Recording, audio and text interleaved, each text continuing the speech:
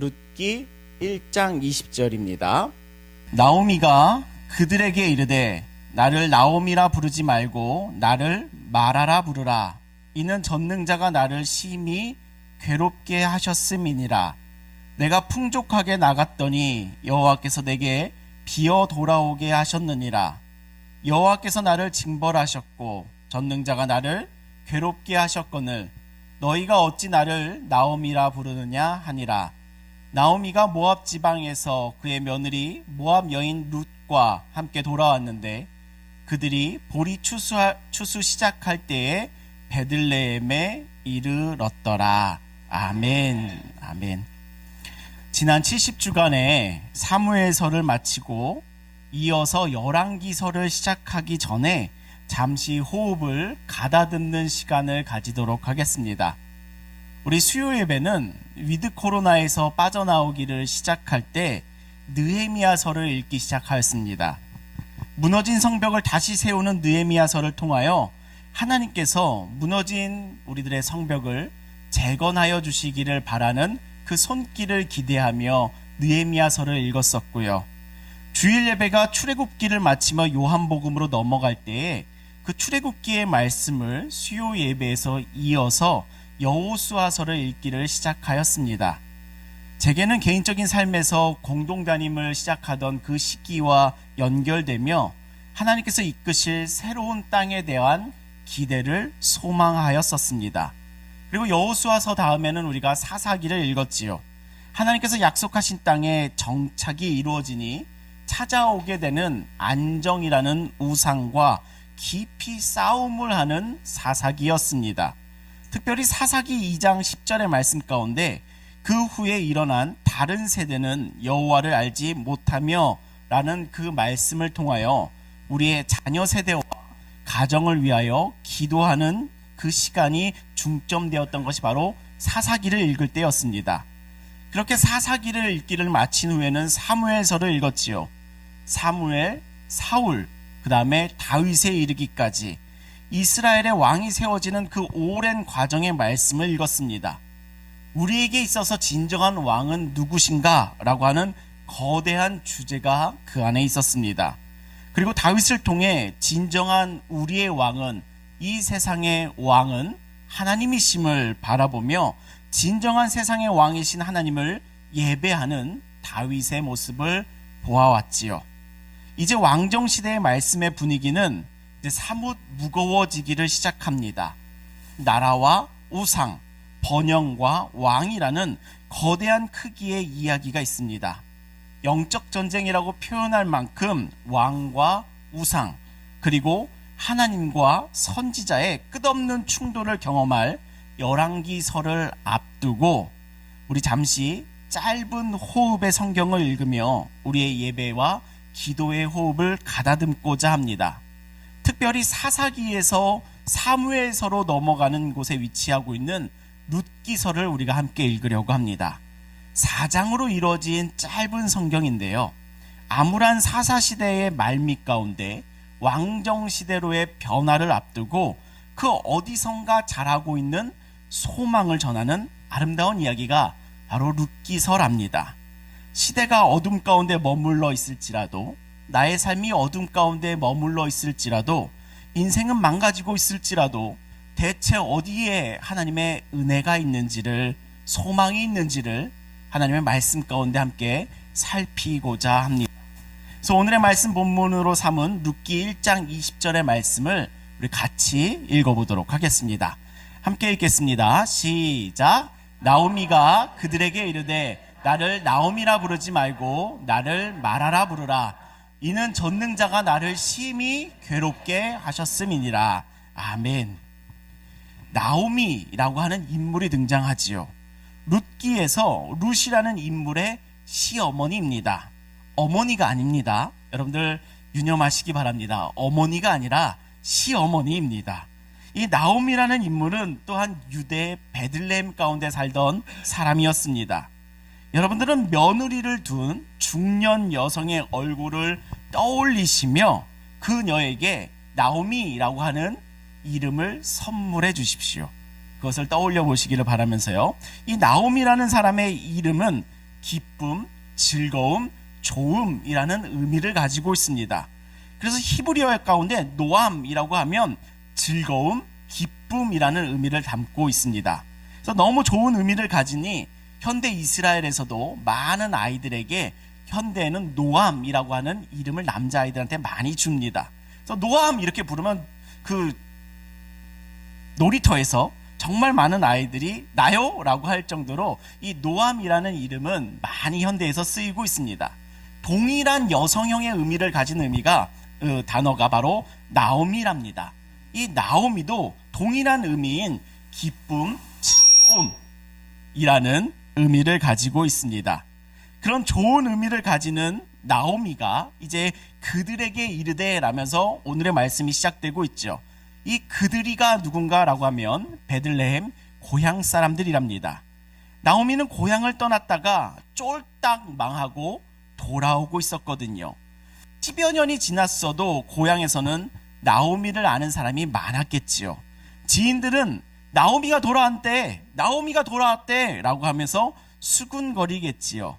그런 지인들에게, 고향 사람들에게 나오미는 이렇게 말합니다. 나를 나오미라 부르지 말고 나를 뭐라고 부르라고 하나요? 마라라고 부르라고 합니다.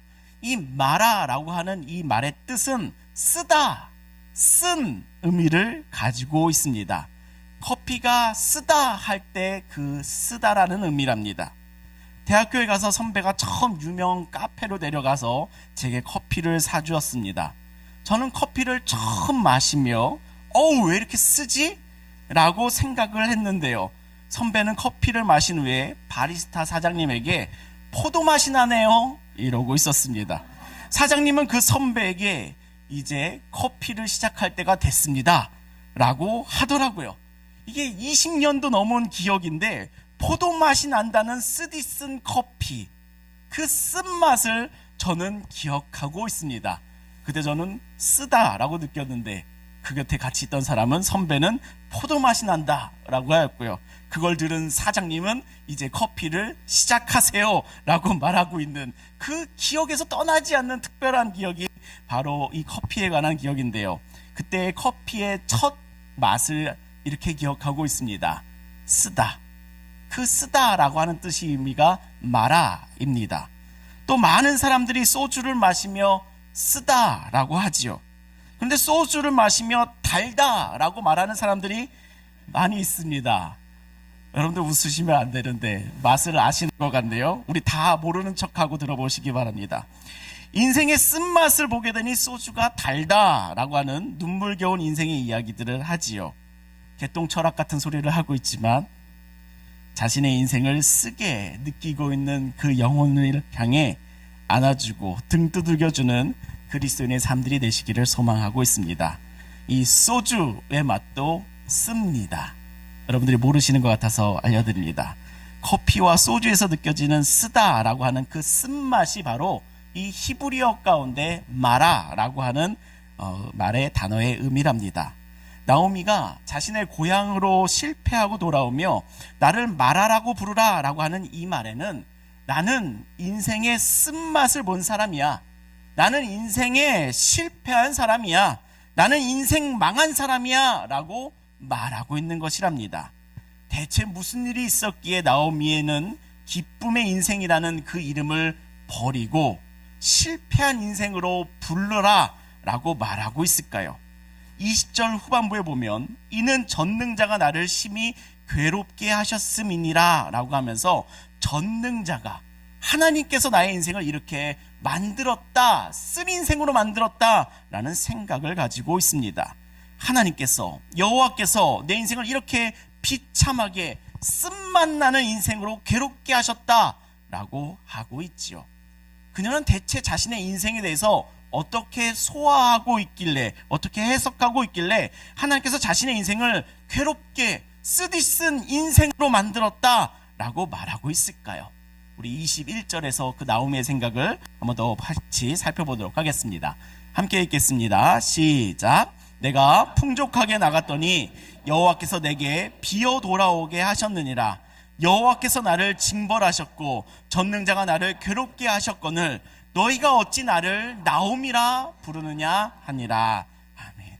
내가 풍족하게 나갔더니 여호와께서 내게 비어 돌아오게 하셨다라고 나오미가 말하지요. 나오미가 이렇게 베들레헴을 떠나게 된 이유는 베들레헴 가운데 기근이 들어서입니다. 흉년이 든 것이랍니다. 그래서 나오미는 남편과 두 아들을 데리고 풍족하게 베들레헴을 나갔습니다. 히브리어로 가득 채워 떠났다라고 기록하고 있거든요. 자신의 모든 재산을 다 가지고 정리해서 떠났다라는 의미랍니다. 자신의 고향을 완전히 떠났다라는 의미를 담고 있습니다. 잠시 기근을 피해 움직였다, 다시 돌아올 것을 기억하고 떠났다, 피했다라는 의미가 아니랍니다.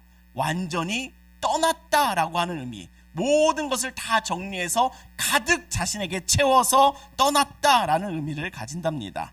나오미와 그의 남편, 그의 두 아들까지, 그리고 재산들까지 다 정리해서 챙겨서 아예 떠난 것을 의미하고 있습니다.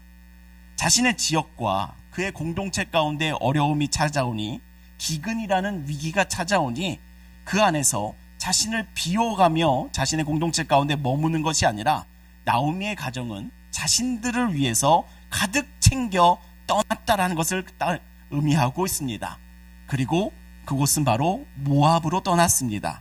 모압에서의 삶은 처음에는 아주 좋았습니다. 두 아들 결혼도 시켰습니다. 그것도 모압 여자랑요. 그 두 며느리 중 한 명이 바로 룻입니다. 모든 것이 좋았겠지요. 자신의 베들레헴 공동체는 어려움과 기근을 통과하고 있지만 풍요로운 곳에서 지내며 안정과 평안을 누리고 있었겠지요. 그런데 하나님께서 그의 인생 가운데 비어가는, 텅 비어가는, empty 되어가는 그 삶을 허락하기를 시작하셨다는 겁니다. 남편을 데려가시고요. 그리고 두 아들을 보며 살아냈을 거랍니다. 남편을 먼저 데려가셨고요. 그 다음에 하나님은 10년 뒤에 두 아들 말론과 기럨마저도 하나님께서 데려가신답니다. 이 나오미의 집에는 전혀 뿌리가 엮여 있지 않은 세 여자만 남게 되는 것이지요. 나오미와 모압 여자인 두 며느리, 사실은 다 남이지요. 이렇게 세 명만 남게 되고 가지고 있던 모든 재산도 다 쓰게 되니 남은 것이 없어지는 상황에 이르게 된 것이랍니다. 그때에 이런 소식이 자신의 고향 땅에서 들려오기를 시작합니다. 6절에 보면요, 여호와께서 그의 백성을 돌보셔서 그들에게 양식을 주셨다라고 들려옵니다. 자신의 고향인 베들레헴에 다시 곡식이, 기근이 끝남이, 다시 풍요가 찾아왔다라는 소식을 듣게 됩니다. 이에 나오미는 그 모든 삶을 정리하고, 모압에서의 삶을 정리하고, 두 이방 며느리도 정리하고 혼자서 고향으로 돌아가고자 합니다. 그래서 두 며느리에게 야, 각자 너희 어머니의 집으로 돌아가라 라고 합니다. 두 며느리 가운데 한 명은 자신의 집으로 돌아갔고요. 나머지 한 명인 룻은 어머니의 하나님이 나의 하나님이 되십니다 라고 하며 끝까지 나오미를 쫓아 베들레헴으로 돌아오게 됩니다. 이렇게 돌아오고 있으니 자신의 고향 사람들이 나오미를 알아보지 않겠습니까? 고향 사람들은 나오미를 보며 어떤 생각을 하게 되었을까요? 기근이 들었을 때는 떠나더니, 짐 다 싸들고 떠나더니 이제는 또 돌아오네 라며 수군거림이 있지 않겠습니까? 가서 남편 죽고 자식도 죽고 생뚱맞은 이방인 며느리 하나 데리고 다시 돌아오네 라고 하면서 수군거림이 있지 않겠습니까? 수군거림이 있는 것이죠. 떠난 곳으로 다시 돌아온다는 것은, 그것도 다 실패하고 다 망하고 돌아온다는 것은 그 지인들 앞에 서기에 수치스럽고 부담스럽고 괴롭지 않겠습니까? 그 괴로움이 머물고 있던 것이 바로 나오미의 삶이랍니다. 그래서 마라, 내 인생이 쓰다, 나를 마라라 불러라 라고 말하고 있는 것이랍니다. 이 수군거리고 있을 동네 사람들에게 나를 쓴 인생이라고 불러라 라고 말한다는 것은 그녀의 마음 가운데는 자신을 비난하는 눈초리에 싸울 힘도 하나도 없는 텅 빈 상태라는 것을 또한 말하고 있습니다. 자신의 인생 가운데 정말 그 괴로움이 머물고 있으니 마치 죽으려고 고향 땅에 돌아온 사람들 마냥 외롭고 실패한 괴로운 사람이, 그 한 사람이 바로 나오미였습니다. 나오미는 또한 자신의 삶을 21절에 여호와께서 나를 징벌하셨다라고 해석하고 있습니다. 전능자가 나를 괴롭게 하셨다라고 해석하고 있습니다. 자신의 삶에 대해서, 자신의 그 실패에 대해서 하나님께서 나를 버리셨구나, 하나님께서 나를 징계하시는구나 라고 생각이 들 정도로 영혼마저도 거덜난이 있는 상태, 그녀가 바로 나오미랍니다. 남편 잃고 자식 잃고 모든 것이 거덜난 영혼, 그녀가 지금의 나오미랍니다. 우리 사랑하는 좋은교회 성도 여러분, 하나님께서는 왜 나오미에게 이런 가혹한 인생의 순간을 허락하셨을까요? 죄 때문일까요? 죄 때문일까요? 자신의 고향 베들레헴, 유대인이 하나님께서 약속하신 그 약속의 땅을 저버리고 떠나니 징계하신 것일까요? 공동체의 위기 때 그 공동체의 어려움을 나 몰라 하고 떠난 사람에 대한 하나님의 징계일까요? 하나님께서 남편을 데려가시고 두 아들을 데려가신 것은 대체 무슨 죄 때문에 그럴까요? 우리는 우리의 하나님에 대한 신론과 죄에 대한 죄로는 우리의 인생을 나오미와 같이 해석하게 이끌곤 합니다. 내 인생에 찾아온 이 괴로움은 내가 하나님께 지은 죄 때문이다. 그 죄에 대한 징계를 내가 지금 받고 있는 것이야. 내가 예배에 소홀히 했어, 내가 기도를 안 했어, 내가 전도를 안 했어 등등 해석하게 되니 갑자기 예배에 열심히고 갑자기 기도를 열심히고 갑자기 내가 전도한다 합니다. 제가 모태부터 교회에 있었던 사람인데요, 그래도 모태부터 교회에 있었던 사람인데요, 그 교회에서 보아온 모습은 그런 열심이 정말 얼마 안 간더라 랍니다. 잠깐이더라 랍니다. 그리고는 다시 일상으로 돌아갑니다. 괴로움의 시기가 또 시간이 지나면 지나거든요. 다시 일상으로 돌아오게 되니 그런 사람은 다시 똑같이 돌아가 있더라고요. 하나님께서 바라시는 것이 정말 그런 삶일까요? 이 말씀을 통해 우리들에게 보여주고 싶으신 하나님됨의 마음과 그 뜻은 정말 그런 삶일까요? 하나님은 우리가 나오미와 같은 그 믿음의 해석을 우리도 갖기를 바라실까요? 대체 이 거덜난 영혼 가운데 나를 살게 하는, 하나님은 살게 하시는 영이신데 그 하나님의 마음은 대체 어디에 있을까요? 정말 이곳에 있을까요? 1장 아무리 찾아봐도, 룻기를 아무리 찾아봐도 나오미가 왜 이런 인생이 되었는지에 대해서는 그 이유를 설명해 주지 않습니다. 이유를 알고 싶은 것은 우리랍니다. 그러나 하나님의 말씀은 그 이유를 설명해 주지를 않으십니다. 욥기를 아무리 읽어도, 힘들 때마다 다들 욥기들을 펼치시는데 욥기를 아무리 읽어도 욥이 왜 그러한 고난을 당해야 되는지 나에게 하나님은 설명을 해주지를 않습니다. 그 원인을 설명해 주지 않습니다. 옆에 있는 사람만 너의 죄 때문이야 라고 말할 뿐이랍니다. 사람만 그렇게 말합니다. 룻기도 나오미가 왜 이런 고난을 당해야 되는지 그 이유를 사실은 설명해 주지를 않습니다. 대신 그 이유 대신에 하나님은 무엇을 준비하고 계신지를 그것을 보여주십니다. 말씀은 무엇을 우리들에게 보여주고자 하시냐면 이 거덜난 영혼 가운데, 거덜난 인생 가운데 대체 하나님은 어떠한 분이신지, 무엇을 준비하고 계신지 그것을 보여주고 싶어하는 것이 하나님의 말씀이랍니다. 모든 것을 잃고 실패한 인생에게, 세상에서 거덜난 영혼들에게 하나님은 대체 어떠한 분이신지를 보여주고 싶어 하시는 그 마음이 절절하게 녹아있는 것이 바로 룻기 1장의 말씀이랍니다. 우리 22절에서 하나님의 마음을 찾아가 볼까요? 22절 함께 읽겠습니다. 시작. 나오미가 모압 지방에서 룻과 함께 돌아왔는데 그들이 보리 추수 시작할 때에 베들레헴에 이르렀더라. 아멘. 모든 것을 잃었다라고 자신을 해석하고 있는 이 나오미는 사실 룻과 함께 돌아오고 있습니다. 며느리가 함께하고 있습니다. 그것도 이방인 며느리가 함께하고 있습니다. 나오미는 신경도 쓰지 않던 인물이죠. 나는 모든 것을 잃었어. 내 인생은 개털되었어. 나를 말하라고 불러라고 스스로 한탄하고 있지만 하나님께서는 그녀 곁에 룻을 붙여주십니다. 나오미와 함께 그 베들레헴으로 돌아오라고 룻을 붙여주십니다. 어머니의 하나님이 그렇게도 어머니를 괴롭게 하는 하나님이실지라도, 남편을 데려가고 아들을 데려가는 하나님이실지라도 그 하나님이 나의 하나님입니다 라며 자신의 집을 떠나 그 나오미의 고향으로 함께 돌아오는 그 이방인 며느리, 그 룻을 하나님께서는 나오미 곁에 조용히 붙여주십니다. 하나님께서는 어떠한 모습으로 인생들을 돌보시는가, 하나님의 손길이 대체 어디에 있는가, 그 질문에 이렇게 대답해 주십니다.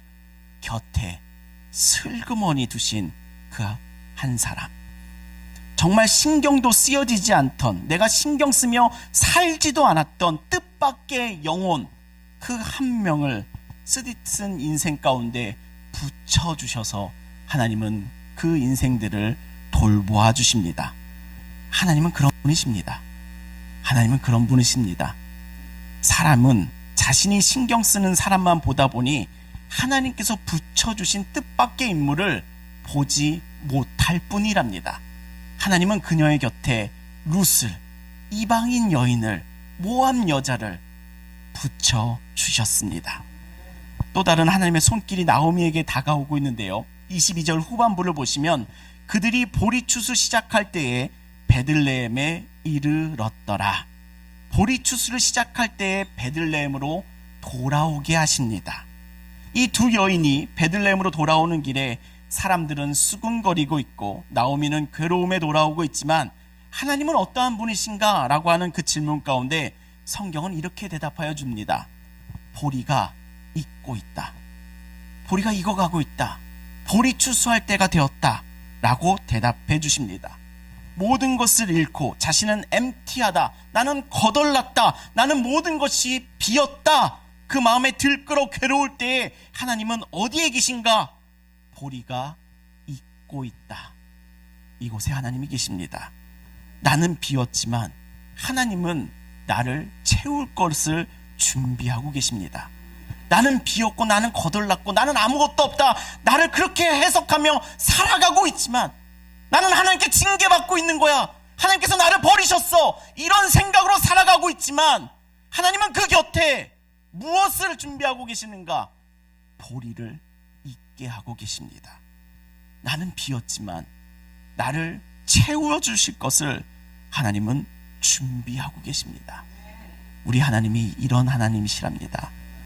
그러니 우리는 우리의 삶의 괴로움에 대해 대체 왜라고 하는 신학적 사유를 하느냐, 스스로 괴로움에 빠지는 삶이 아니라, 스스로 괴로움을 묵상하는 신학자의 삶이 아니라 하나님이 어떠한 분이신지를 꼭 바라보는 믿음의 사람이 되시기를 예수님의 이름으로 축복합니다.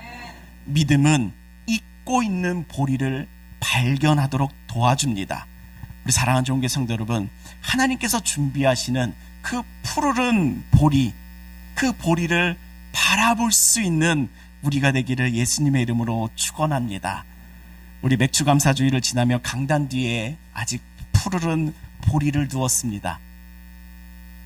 알고는 계신가요? 저한테 가려져서 안 보이시나요? 우리 교회 들어오면 그 초입부터 보이는 것이 그 강대상 뒤에 푸르른 보리입니다. 저거 왜 안 추워? 이런 생각하지 마시고, 가을이 오지는 않았지만 우리의 삶에도 보리를 추수할 때가 와 있다라는 그런 영적인 메시지가 머물러 있습니다. 맥주감사절 이후 우리들의 영성이 주님의 이런 푸르른 보리를 발견하는 믿음의 영성이 되시기를 예수님의 이름으로 축복합니다. 나는 거덜나 있는 것 같게 여겨지고 그렇게 생각하고 그 생각에 빠져 살아가고 있을지라도 하나님은 그 곁에 보리를 있게 하고 계십니다. 그 하나님을 깊이 깊이 신뢰하고 사랑하는 우리들 되기를 예수님의 이름으로 축복합니다. 우리의 삶이 나를 나옴이라 부르지 말고 마라라 불러라 라고 하는 인생의 쓴 시기를 지날 때 오늘의 말씀이, 이 룻기의 말씀이 나에게 생명이 되기를 소망합니다. 나의 곁에 룻과 같이 믿음의 가죽을 두시는 하나님의 그 손길과 텅 빈 나의 곳간을 다시 채워주실 추수할 보리를 준비하고 계신 그 하나님, 그 하나님을 나의 영혼 가운데 가득히도 담아내는 우리 모두가 되기를 예수님의 이름으로 축복합니다. 룻기의 말씀이 보여주는 하나님을 바라보니 우리의 삶이 이제 나오미 같기를 소망합니다. 나오미와 같이 망해라 라고 하는 의미가 아닙니다. 룻기를 통해 보여주시는 하나님을 바라보는 믿음이 우리들에게서 시작될 때에 우리의 삶은 나오미와 같이 돌아올 수 있습니다. 돌아올 수 있습니다. 하나님께 돌아옴의 은혜가 오늘 우리에게 임하기를, 이러한 하나님이 우리와 함께 하시니 그것이 바라봐지니 그 하나님께 돌아올 수 있는 그 은혜가 있기를 소망합니다. 룻기 1장에서 정말 많이 쓰이는 히브리어 동사를 뽑으면 슈브라고 합니다. 슈브, 돌아오다, 회개라고 하는 의미를 가지고 있습니다. 룻기 1장에서 10번이나 사용되며 이 돌아온다라고 하는 이 리턴의 의미를 유독 강조하고 있습니다. 그렇게 나오미는 고난과 괴로움 가운데서도 하나님의 징벌이 아닌 돌아오게 하시는 은혜의 부르심이라는 것을 바라볼 수가 있습니다. 하나님은요, 그의 자녀들이 고난 가운데 있을 때 고난을 조장하시는 분이 아니시고 돌아오라 부르심이 있는 분이시랍니다. 그의 자녀들이 고난 가운데 있을 때 그 고난을 조장하고 계시는 분이 하나님이 아니시고요, 하나님은 그 고난 가운데 있는 자녀들을 돌아와라, 나는 이런 존재다 라고 보여주며 돌아와라 돌아오라 그 부르심을 부르시는 분이 바로 우리 하나님이시랍니다. 하나님은요, 돌아오는 자를 은혜로 맞아주십니다. 우리 예수님도 집 나갔던 탕자가 돌아올 때 그를 기쁨으로 맞이하는 그의 아버지를 소개해 주셨지요. 우리는 어떠한 상황에도 특별히 모든 것이 없어지고 모든 것을 잃어도 하나님께 돌아올 수 있습니다.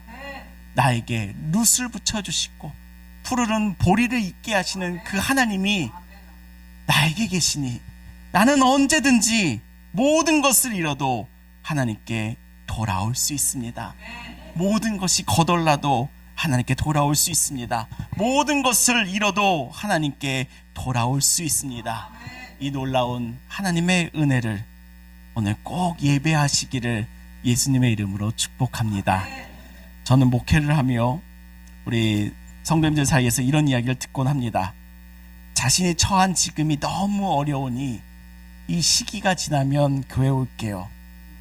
자신의 마음이 너무 괴로우니 마음의 평안이 찾아오면 예배 올게요. 이런 이야기를 심심치 않게 들을 수 있습니다. 우리의 교회는 대체 어떤 교회인가? 라고 자문하게 됩니다. 저는 지난 교회에서 사역하며 교회 건축할 때 한 분과 대화했던 것을 기억하고 있습니다. 교회를 건축하며 현장을 둘러보고 있는데 그 곁에 있던 한 인부가 제가 사역자란 걸 알더니 물어보더라고요.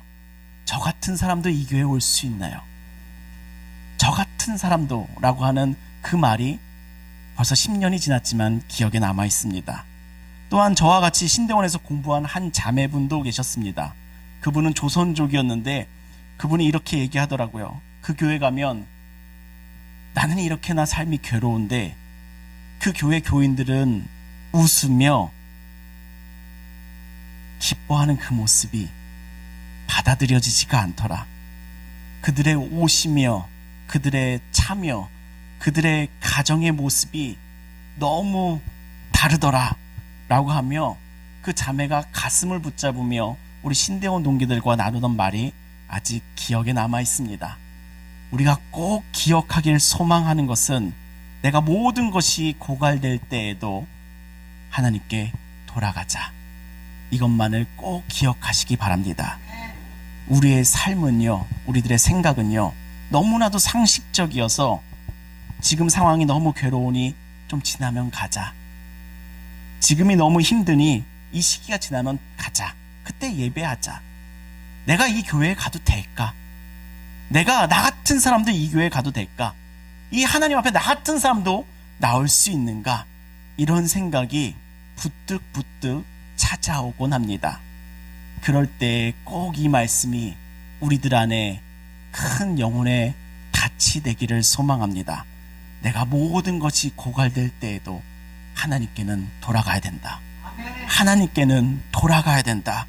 괴로울수록 하나님께 돌아가야 된다. 거덜날 때일수록 더욱 하나님께 돌아가야 된다. 이 내용이, 이 말씀이, 이 나오미의 인생이, 나오미의 모습이 꼭 삶 가운데 기억되시기를 예수님의 이름으로 축복합니다. 하나님은 그 어떠한 사람도, 그 어떠한 상황 가운데 처한 사람도, 오히려 비천에 처하며 남루한 사람도, 모든 것을 잃어도 하나님께 돌아오는 영혼에게 준비하여 주시고 보리를 익혀 주십니다. 이것이 변치 않는 진리입니다. 하나님은 거덜나서 돌아오는 자신의 자녀들을 기다리시며 달려가 끌어안으시며 기뻐하는 분이시랍니다. 오늘 룻기 1장의 말씀을 통해 하나님께서 우리들에게 계시하시는 하나님을 꼭 우리 영혼 가운데 소유하시기를 소망합니다. 듣고 지나가는 것이 아니라 내 영혼 가운데 남아있는 은혜가 있으시기를 예수님의 이름으로 축복합니다. 이 믿음을 가지는 자가 내가 망가졌을 때에도, 내가 잃었을 때에도, 내가 거덜났을 때에도 하나님께 돌아오는 은혜를 입는 줄을 믿습니다. 우리 사랑하는 좋은교회 성도 여러분, 오늘 룻기 1장을 통해 여러분과 나누길 소망하는 돌아옴의 은혜를 꼭 마음속에 삶으로 품으시기를 소망합니다. 다 잃고 돌아오는 나오미, 베들레헴 성읍에서는 그 나오미를 보며 곁눈질하고 수군거리는 성사람들. 그러나 그 나오미의 뒤에는 하나님께서 곁에 두신 며느리 룻과 또 그 주변에는 푸르게 익어가는 보리들을 통해 이 하나님이 우리들의 마음 가운데, 오늘 우리들의 삶 가운데 꼭 기억되시기를, 나의 삶 가운데 큰 영향을 끼치기를 예수님의 이름으로 축복합니다. 아멘. 기도하시겠습니다. 전능하신 하나님 아버지, 한 주간의 삶 가운데 우리 좋은 교회가 함께 모여 예배하며 주님의 말씀 앞에 섭니다. 특별히 오늘 모든 것을 다 잃었다라고 말하던 나오미의 인생 위에도 은혜를 예비하시는 주님의 손길을 바라보게 하시니 주님, 오늘 우리가 주님을 예배하게 됩니다. 우리는 종종 나오미와 같이 자신을 말하라 부르며 인생을 한탄하기도 하지만 주님은 여전히 룻을 곁에 두시며 푸르르게 익어가는 보리를 준비하고 계심을 믿습니다. 하나님, 내 인생에도 주님의 동일한 손길이 닿아 있음을 믿는 그 믿음을 오늘 이 시간 내 안에 충만케 하여 주시옵소서. 내 인생에 하나님께서 곁에 붙여주신 룻을 찾게 하시고 내 인생 곁에 푸르른 보리를 찾게 하여 주시옵소서. 그 주님을 바라보니 고난이 징벌이 아니라 돌아오라 부르시는 주님이심을 바라보게 하여 주시옵소서. 주님, 오늘 이 시간 함께 주님을 예배하며 기도하는 이 기도 가운데 말씀이 내 영혼의 양식이 되는 은혜를 경험케 하여 주시옵소서. 예수 그리스도의 이름으로 기도합니다. 아멘. 이 시간 말씀의 은혜 기억